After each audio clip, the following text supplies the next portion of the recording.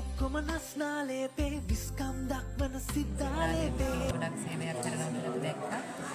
ගොඩක් දාන තැන් ප්‍රතිසංස්කරණය කරලා තියෙනවා. ඒ වගේම ගොඩක් තැන්වල ඩස්බින් තියලා තියෙනවා. ඒ වගේම මේ ස්ථානයේදී අනායගේ සිද්ධාලේප ආලේප කරනවා. සීතලට ඒක ගොඩක් හොඳයි.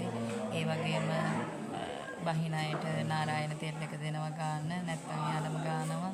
ඒ වගේම මේ අවුරුදු ඉඳන් යාලා සමෝදගන් ටී එකක් දෙනවා. ඇත්තටම ගොඩක් හොඳ සේවයක් කරන්නේ. අපි ඊයේ හවස තමයි සිරිපා කරුණාවට ආවේ. අපි ආවේ අන්තරේ ඉඳලා. ඉතින් අපිට යනකොටත් අපිට මේ සත්කාරය ලැබුණා ඊයේ. දැන් අද අපි සිරිපා කරුණා කළා පහළිනුව ගොඩක් අමාරු ඇඟට. ඉතින් මේ කරපු සත්කාරය ගොඩක් ලොකු පුණ්‍ය කර්මයක්.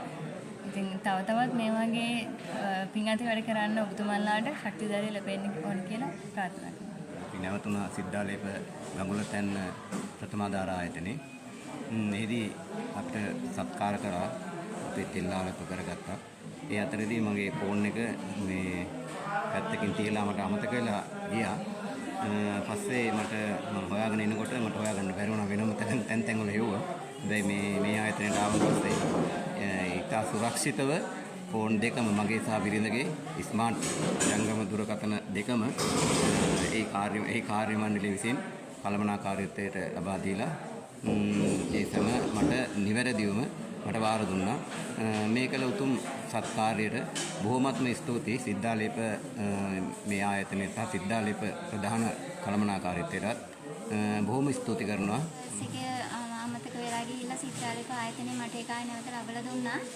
මේ ඒ මගේ පර්ස් එකේ තිබුණ සියලුම සල්ලි මේ සියලුම ATM කාඩ් ඩෙන්ටිටි හැමදේම ඒකේ කිසිම අඩුවක් නැතුව තිබුණා.